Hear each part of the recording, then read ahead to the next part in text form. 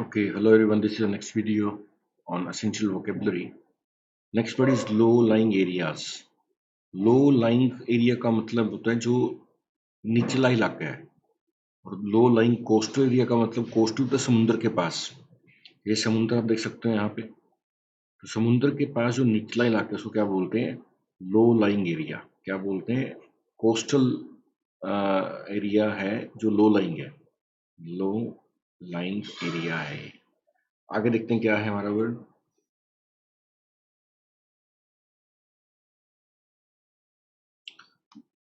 Blanket farm fields. Next हमारा word है blanket farm field. Cover crops are plant grown to protect and enrich soil and make sure soil is healthy by putting nutrients back into it. मतलब कि blanket farm field का मतलब है farm field के ऊपर कुछ crops उगा देना, कुछ ऐसे प्लांट्स उगा देना जो कि जमीन को प्रोटेक्ट करते हैं, सॉइल को प्रोटेक्ट करते हैं, ताकि उनके न्यूट्रिएंट्स भी बने रहें। ओके, नेक्स्ट देखते हैं। नेक्स्ट हमारा वर्ड क्या है? Grazing lands. देखो, ग्रेज का मतलब चरना होता है। ग्रेज वर्ड का मतलब होता है चरना। इसे पशु चरते हैं। इसे यहाँ पर आप देख सकते हो, ये गायें चर रही हैं, भैंस चर रही हैं, पशु बकरियां चर रही हैं। तो ग्रेजिंग लैंड का मतलब वो जमीन जहाँ पे पशु चरते हैं उनको बोलते हैं ग्रेजिंग लैंड्स। क्या बोलते हैं? ग्रेजिंग लैंड्स बोलते हैं।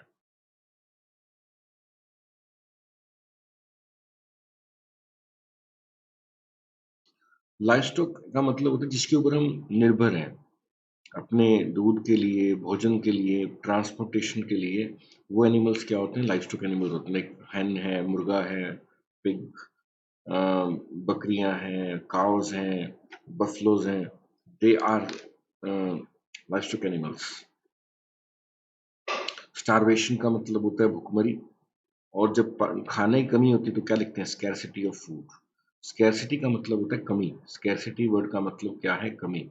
तो खाने की कमी क्या बोलते हैं? Scarcity of food. नेक्स्ट है जेट क्राफ्ट। तो jet craft, commercial jet liner, ये क्या है? मतलब कि एक तरह से जहाजों के नाम आप ऐसे कर सकते हो। एंशियंट पैसिफिक लेजेंड, ये देखते हैं क्या है। ओके, आगे देखते हैं। Ice caps. वो आइस कैप्स क्या है? ये ग्लेशियर है। अब ग्लेशियर क्या होता है? बर्फ के पहाड़ों को क्या बोलते हैं? ग्लेशियर बोलते हैं। बर्फ के पहाड़ों को क्या बोलते हैं? ग्लेशियर बोलते हैं। आइस कैप मतलब कि एक बर्फ का पहाड़ है। ये बर्फ का पहाड़ देख सकते हो। It covers fewer than 50,000 square kilometres. इतना बड़े बर्फ के पहाड़ को क्या बोलते हैं? आइस कैप बोलते हैं। इसका एरिया कितना है? 50,000 स्क्वायर किलोमीटर्स है। इसको क्या बोलते हैं? आइस कैप बोलते हैं। नेक्स्ट है आइस कोर। नेक्स्ट पर देखते हैं आइस कोर। आइस कोर क्या है? Is a core sample that is typically removed from an ice sheet और हाई माउंटेन ग्लेशियर। यानी कि मतलब कि क्या है, जैसे ये कोई पहाड़ है, मान लो बर्फ का पहाड़ है, ठीक है ना। अब इसमें से हमने क्या कर दिया? टुकड़ा निकाल लिया, एक आइस का बिल्कुल बीच में से निकाल लिया, ठीक है ना। तो ये जो टुकड़ा हमने निकालना है इसको हम क्या बोलेंगे? आइस कोर बोलेंगे। यानी कि आइस सैंपल है जो कि किसी ग्लेशियर शीट से लिया गया है।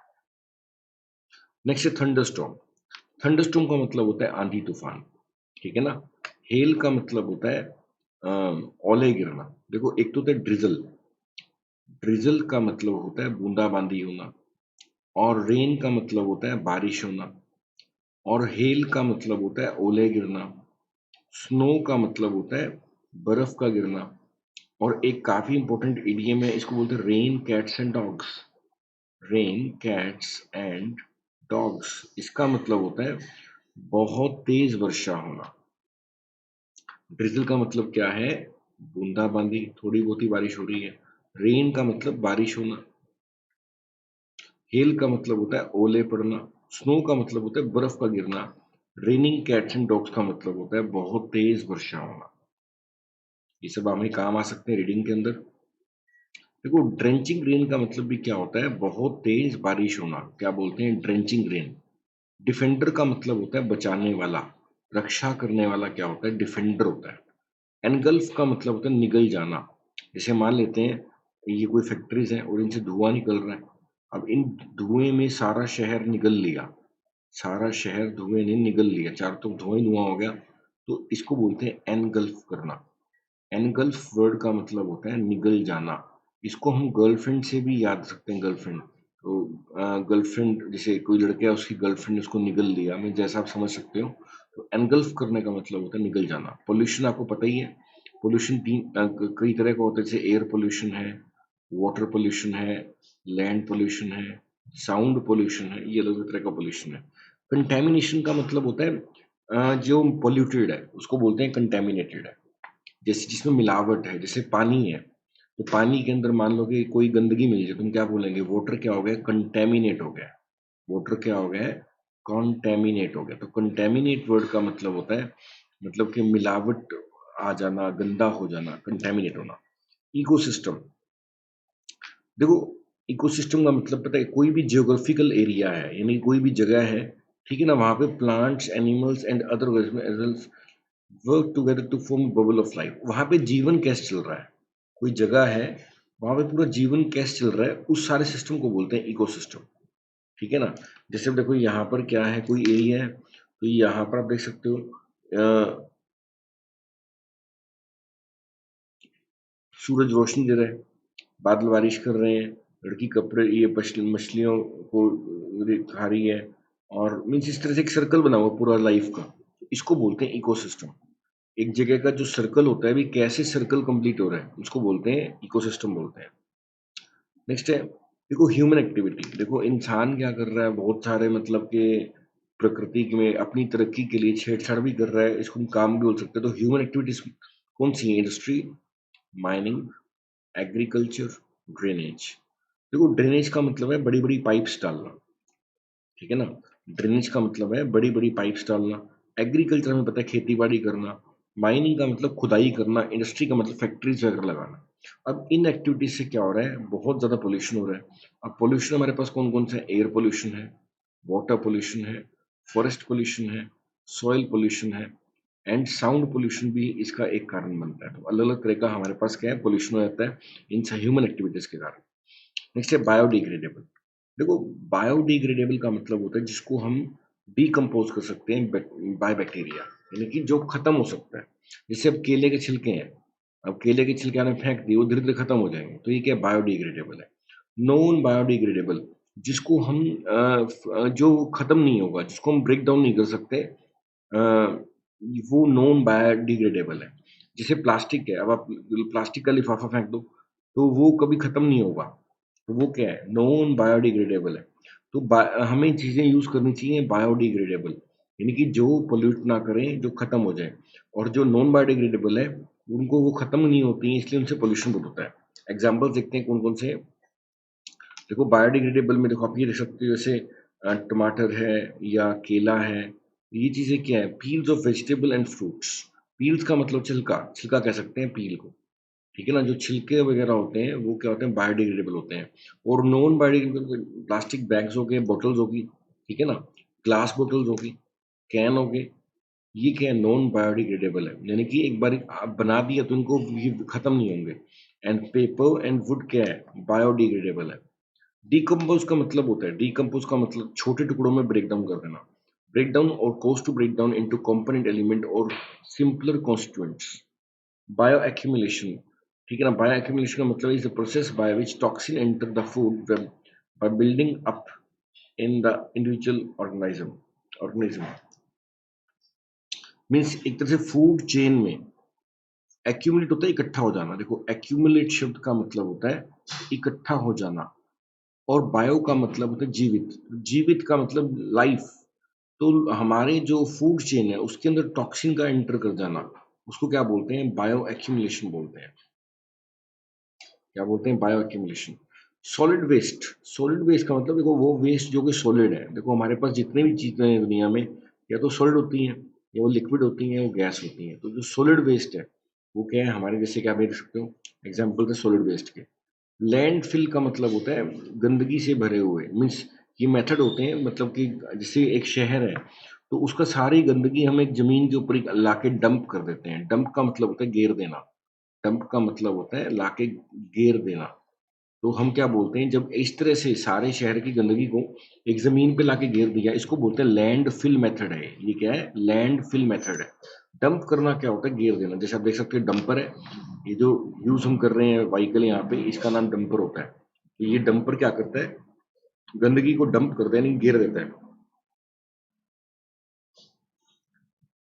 इनसाइनरेशन का मतलब जलाया जाना। देखो दूसरा तरीका क्या है, हम क्या करते हैं, गंदगी को इनसाइनरेट कर दें, जला दें, ठीक है ना। हैवी मेटल्स, अरे वो हैवी मेटल्स क्या है, मतलब कि जिनकी डेंसिटी काफी ज्यादा होती है, ठीक है ना, इनका एटॉमिक वेट, एटॉमिक नंबर ज्यादा होते हैं, इनको क्या बोलते हैं? हैवी मेटल बोलते हैं। टॉक्सिक कंपाउंड, देखो टॉक्स का मतलब होता है जहर, इंग्लिश में टॉक्स जहर को इंडिकेट करता है। तो टॉक्सिक कंपाउंड का मतलब जहरीला compound. Organic waste, organic waste का मतलब है जो कि नेचुरल चीजों का वेस्ट है, उसको बोलते हैं ऑर्गेनिक वेस्ट है। फर्टिलाइजर्स का मतलब है जो हम फर्टिलाइजर्स डालते हैं जमीन के अंदर, जमीन की प्रोडक्टिविटी बढ़ाने के लिए, इनको क्या बोलते हैं? फर्टिलाइजर्स बोलते हैं। रिसाइकलिंग का मतलब होता है किसी भी चीज को दोबारा साइकिल कर देना और उसको रीयूज करना है। जैसे आप देखो, यहाँ पर बोतल हमने यूज कर ली, तो इसको हमने डस्टबिन फेंक दिया, इसको कलेक्ट कर लिया ट्रक ने, ट्रक के बाद ये इसको फैक्ट्री में ले गए, फैक्ट्री में इसको प्रोसेस किया और नए बैग्स बना दिए, इनसे बेल्स बना दिए, या वापस वो यूजफुल बना दिए इनको, वापस इनको साइकिल वो बॉटल्स बना दी। तो किसी भी चीज का दोबारा से यूज करना क्या होता है? रिसाइकिल करना। रीयूजिंग का मतलब भी किसी न किसी का बार-बार इस्तेमाल करना। जैसे यहाँ पे आप बोतल देख सकते हो, बोतल को तो वेस्ट हो गई थी, लेकिन उसके अंदर पौधा लगा दिया, तो इसको रीयूज कर लिया। डंप करना, गिरना होता है। वेस्ट प्रिवेंशन, भी हम वेस्ट करने से बचें। प्रिवेंट करना होता है बचना। प्रिवेंट वर्ड का मतलब होता है बचना। तो वेस्ट प्रिवेंशन क्या होता है? वेस्ट करने से बचना। इम्पैक्ट ऑफ पोल्यूशन, पोल्यूशन क्या होता है? गंदगी। इम्पैक्ट का मतलब होता है प्रभाव, तो गंदगी का प्रभाव। वल्नरेबल, देखो ये एडजेक्टिव है, किसी भी शब्द के आखिरी में अगर एबल लिखा मिले या ईबल लिखा मिले, ये क्या होते हैं? एडजेक्टिव होते हैं। वल्नरेबल क्या होता है? जो आसानी से शिकार हो जाता है, जो कमजोर होता है ना, उसको वल्नरेबल बोलते हैं। जो कमजोर है, जो आसानी से शिकार हो जाता है, उसको बोलते हैं वल्नरेबल है ये। नर्वस डिसऑर्डर्स, नर्वस डिसऑर्डर्स का मतलब होता है, डिसऑर्डर का मतलब होता है प्रॉपर ऑर्डर में ना होना। नर्वस का मतलब होता है हमारे शरीर की नसों से जुड़ा हुआ, नर्वस डिसऑर्डर होते हैं। पैरालिसिस क्या होता है? जैसे पैरालिसिस क्या है, इसमें क्या है, बॉडी मतलब कि आधी एक तरह से काम नहीं करती, और नर्वस डिसऑर्डर का एग्जांपल है ये। जब हमारे शरीर की नसें प्रॉपरली काम नहीं कर ली, उसको क्या बोलते हैं? नर्वस डिसऑर्डर्स बोलते हैं। अब देखो जैसे एग्जांपल देखते हैं इसी का, पैरालिसिस का एग्जांपल देखते हैं।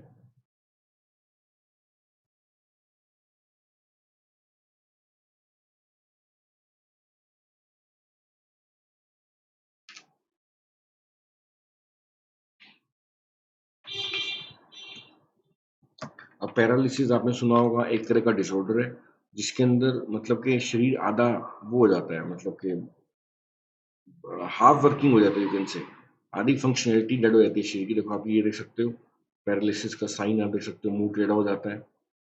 ये कुछ साइन दिखा रखे हैं पैरालिसिस के, देखो आप, ये पैरालिसिस का साइन है। नेक्स्ट वर्ड देखते हैं, मिस्टीरियस एपिडेमिक। देखो एपिडेमिक का मतलब क्या, तीन वर्ड है इसके अंदर। एक वर्ड है एपिडेमिक, एक वर्ड है पेंडेमिक। देखो इन दोनों का एक ही मतलब होता है, जब कोई बीमारी बड़े लेवल पे फैल जाती है, उसको बोलते हैं ये पेंडेमिक है या एपिडेमिक है। एग्जांपल देखते हैं, देखो पेंडेमिक मैंने यहाँ पे लिखा, पेंडेमिक का मतलब होता है जब कोई बीमारी देखो बड़े बड़े लेवल पे फैल जाती है, उसको क्या बोलते हैं? पेंडेमिक। देखो यहाँ पे देखो लोगों ने मास्क लगा रखे हैं, अब कोरोना वायरस फैल गया इतना सारा। जब कोई बीमारी बड़े लेवल फैलती है, इसको क्या बोलते हैं? पेंडेमिक। और जो एपिडेमिक होता है ना, वो क्या होता है? वो भी बड़े लेवल पे होती है। और एक वर्ड है हमारे पास इंग्लिश में, वो है एंडेमिक। एक वर्ड और है, वो है एंडेमिक।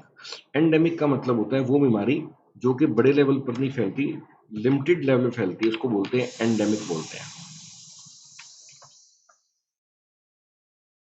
एग्जाम्पल देखते हैं, अगर कोई बीमारी लिमिटेड लेवल पे फैलती है, जैसे देखो अभी ये दिखा रखा है, देखो यहाँ पर क्या दिखा रखा है, कुछ कुछ जगह पे येलो डॉट्स दिख रहे हैं आपको, तो ये कुछ कुछ जगह पूरी पृथ्वी नहीं फैला हुआ, ये कुछ कुछ जगह पे फैला हुआ, ये क्या एंडेमिक का एग्जाम्पल है। वो नेक्स्ट है टॉक्सिक एलिमेंट। टॉक्सिक का मतलब जहरीले, जहरीले एलिमेंट्स को बोलते हैं टॉक्सिक।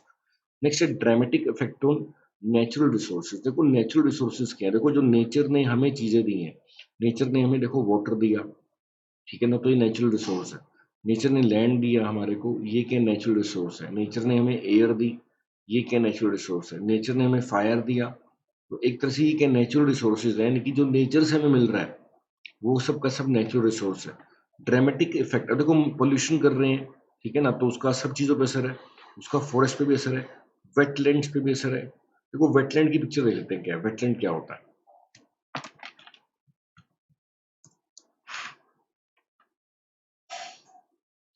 देखो अब ये देखो बीच बीच में दिख रहा है, आधी जमीन है आधा पानी है, ये क्या है, वेटलैंड है।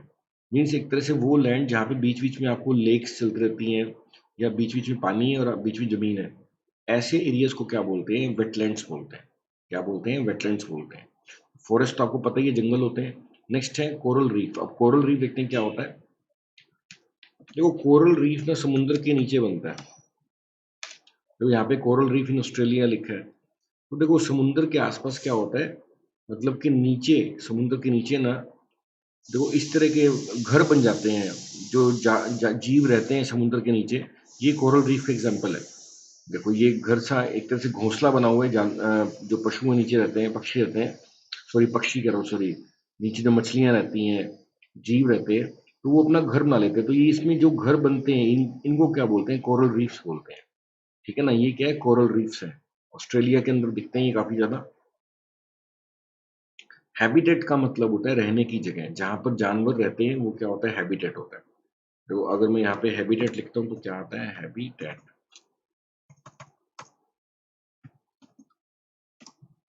जो जहाँ पे जानवर, जैसे जंगल रहते हैं जानवर, तो जैसे समुंदर है, अब समुंदर किसका हैबिटेट है, समुंदर हैबिटेट है मछलियों का, जो समुद्र में जीव रहते हैं।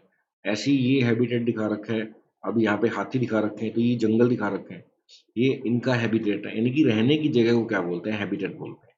इम्पेयर्ड और डिस्ट्रॉयड, देखो जो खराब हो गया उसको बोलते हैं इम्पेयर्ड और डिस्ट्रॉयड। देखो रिपेयर का उल्टा होता है इम्पेयर। रिपेयर का मतलब होता है ठीक करना, और इम्पेयर का मतलब होता है खराब करना। इम्पेयर वर्ड का मतलब क्या होता है, खराब करना। जैसे इम्पेयर का एग्जांपल देख लेते हैं।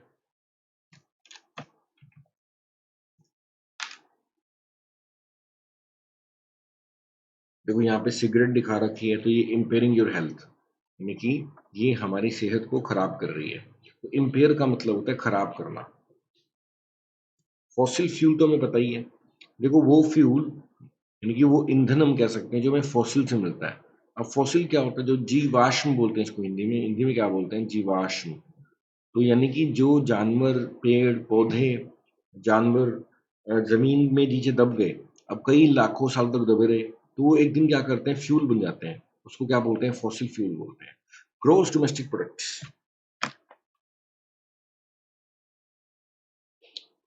एग्जाम्पल देखना पड़ेगा ग्रोस डोमेस्टिक प्रोडक्ट में क्या है।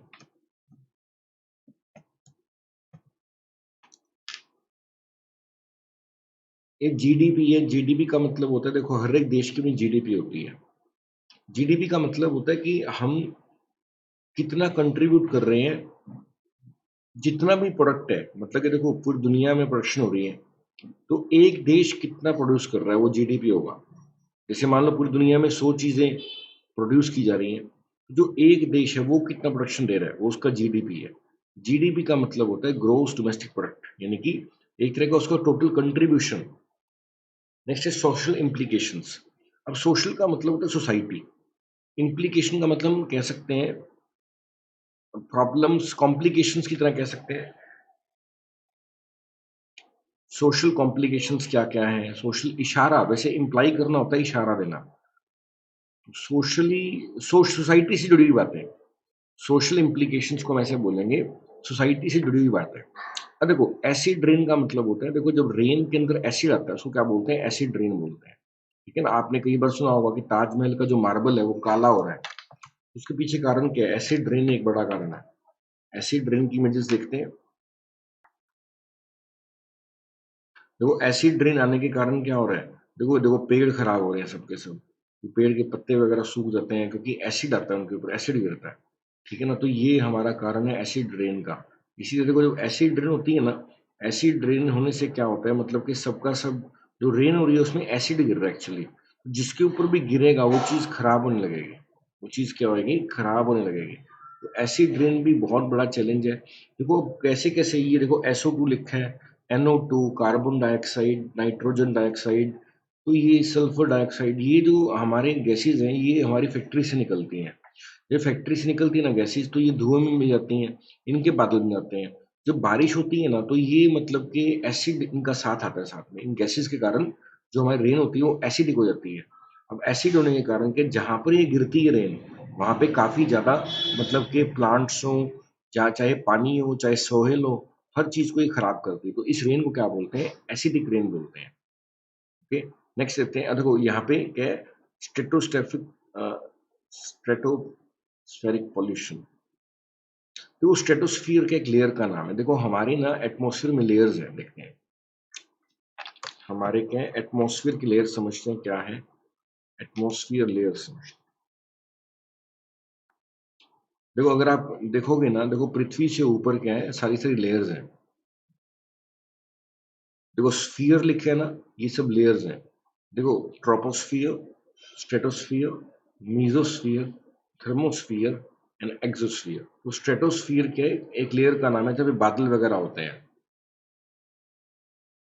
देखो ये दिखा रखा है, देखो अगर आप थोड़ा सा और इसको क्लियर देखेंगे,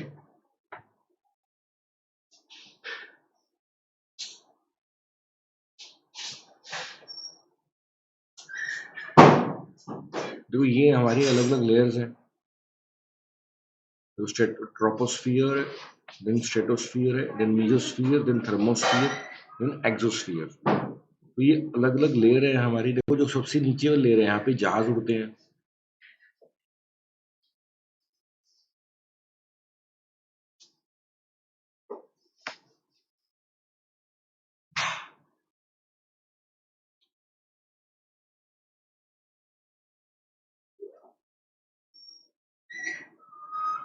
देखो सबसे नीचे क्या है, हमारी जो लेयर है, यहाँ पे बादल हैं, जहाज उड़ते हैं, उसके ऊपर जहाज उड़ते हैं, ऐसे मतलब अलग अलग लेयर्स हैं ये। तो ये लेयर्स हमें याद होनी चाहिए, ये लेयर्स काफी ज्यादा इंपॉर्टेंट है। तो troposphere, stratosphere, mesosphere, thermosphere, exosphere. Exo का मतलब बाहरी हो गया, ये तो बाहरी हो गया। ट्रोपो का मतलब सबसे पहले वाले हो गया। बीच की 3 SMT आप याद रख सकते हो, स्ट्रेटोस्फियर, मीजोस्फियर, थर्मोस्फियर। ओके, अब देखो आगे चलते हैं। अब देखो पोल्यूशन के अलग अलग तरह होते हैं। देखिए एयर पोल्यूशन है, वाटर पोल्यूशन है, सॉइल लैंड पोल्यूशन है, नॉइज पोल्यूशन है, रेडियो एक्टिव पोल्यूशन है। यानी कि जो रेडियो एक्टिव चीजें होती हैं, जो वेव्स निकल रही हैं, हानिकारक टॉक्सिक वेव्स निकल रही हैं, वो क्या है? रेडियो एक्टिव पोल्यूशन है। टॉक्सिक गैसेस का मतलब क्या होगा? जहरीले गैसेस। टॉक्सिक वेस्ट का मतलब जहरीला वेस्ट। पॉल्यूटेड सोइल का मतलब वो सोइल जो कि पॉल्यूटेड हो गई है। और पेस्टिसाइड्स एंड केमिकल्स आपको पता ही है, हम जमीन में यूज करते हैं, ठीक है ना। तो ये अलग अलग दिखा रखे हैं। अब जो मेन पॉल्यूटेंट है, पॉल्यूटेंट क्या होता है? जिससे पोल्यूशन हो रहा है, ठीक है ना, इसका असर पड़ता है प्लांट्स पे, एनिमल्स पे, ह्यूमंस पे। जैसे कार्बन डाइऑक्साइड, नॉइस के हैं, बहुत ही बड़े पॉल्यूटेंट्स हैं। तो ये अलग अलग टाइप के पोल्यूशन दिखा रखे हैं। अब देखो आगे चलते हैं। अब इंडस्ट्रियल रेवोल्यूशन। देखो इंडस्ट्रियल रेवोल्यूशन का मतलब है, मतलब कि इंडस्ट्री की क्रांति, यानी कि इंडस्ट्री लेकर आना। जब जैसे आपने कई सारी क्रांतियां सुनी होंगी, पिंक रेवोल्यूशन सुना होगा, एग्रीकल्चरल रेवोल्यूशन सुनते हैं, जैसे हम व्हाइट रेवोल्यूशन, दूध की खेती बढ़ाने के लिए क्या कहा था? व्हाइट रेवोल्यूशन था, ठीक है ना। ऐसी जमीन की खेती बढ़ाने के लिए हमने क्या करी? ग्रीन रेवोल्यूशन करी। ऐसी इंडस्ट्रियल रेवोल्यूशन क्या होता है? इंडस्ट्री को तेजी लेके आना, स्पीड पे इंडस्ट्री को डेवलप करना, ये क्या होता है? इंडस्ट्रियल रेवोल्यूशन होता है। अब देखो ये ओजोन लेयर क्या होती है? देखो अर्थ के ऊपर क्या एक लेयर है जो कि ना अर्थ को बचाती है अल्ट्रावायलेट रेज से। अर्थ के क्या है, एक लेयर है जो कि क्या करती है? अर्थ को बचाती है बाहर के अल्ट्रावायलेट। देखो इस तरह से है ये। देखो ये ना सन है। अब सन से क्या हो रहा है? सन से कई सारी रेज आती हैं, इनको क्या बोलते हैं? Ultraviolet rays. ये क्या है? काफी ज्यादा मतलब कि हार्मफुल है ह्यूमन के लिए, प्लांट्स के लिए, एनिमल्स के लिए। तो अगर ये रेज ज्यादा क्वांटिटी में अर्थ में पहुंचने लगेंगी ना, तो लोगों को कैंसर वगैरह ज्यादा होने लगेगा, ज्यादा हो जाएगा। तो अर्थ के चारों तरफ में देखो ओजोन लेयर का आपको सर्कल दिख रहा है एक। तो ये लेयर क्या करती है? जो हमारे सन से अलग अलग वेव्स आ रही है ना, इनसे हमारे को प्रोटेक्ट करती है ओजोन लेयर। अब देखो आगे चलते हैं। ये अलग अलग रेयर्स आ गई, troposphere, ozone layer, stratosphere, mesosphere. देखो ये ओजोन लेयर है, ये क्या करती है, हमारे अर्थ के बाहर है और ये हमारे को बचाती है। तो ये 11 किलोमीटर के ऊपर है लगभग, ठीक है ना। और जो सन से अल्ट्रावायलेट रेडिएशन आ रही है, इनसे हमें बचाती है। नेक्स्ट है अंटार्कटिका। देखो हमारे को बेसिक मैप तो याद होना ही चाहिए। ये हमारा मैप है, देखो इसमें क्या है, 7 कॉन्टिनेंट है, north America, south America, Africa, Australia, Europe, Asia and Antarctica. तो नीचे आपको बर्फ दिख रही है, सबका सब क्या है, अंटार्कटिका है। सन्स हार्मफुल रेज, देखो सूरज से जो हार्मफुल रेज आती हैं उनको क्या बोलते हैं, अल्ट्रा वायलेट रेडिएशंस बोलते हैं। ये काफी डेंजरस होती हैं, अगर ये हमारे बॉडी को टच कर दें तो ये हमें, देखो एपिडर्मिस, डर्मिस, हाइपोडर्मिस, ये क्या, डर्म का मतलब चमड़ी, डर्म का मतलब होता है स्किन। तो हमारे इसको स्किन के रोग यानी कि स्किन कैंसर जैसे रोग हो सकते हैं। देखो एक्वेटिक का मतलब होता है, एक्वा का मतलब होता है पानी, एक्वा का मतलब क्या होता है, पानी। तो पानी में रहने वाले जीव क्या होते हैं, एक्वेटिक एनिमल्स होते हैं, ठीक है ना। अब देखो ऑक्टोपस, ऑक्टोपस क्या होता है, जिसके 8 हाथ हैं, जिसके क्या है, 8 हाथ हैं, उसको बोलते हैं ऑक्टोपस। सील, लॉबस्टर, लॉबस्टर को झींगा बोलते हैं। टोटोइस कछुआ होता है। मसल, टर्टल, टर्टल एक तरह का कछुआ ही होता है।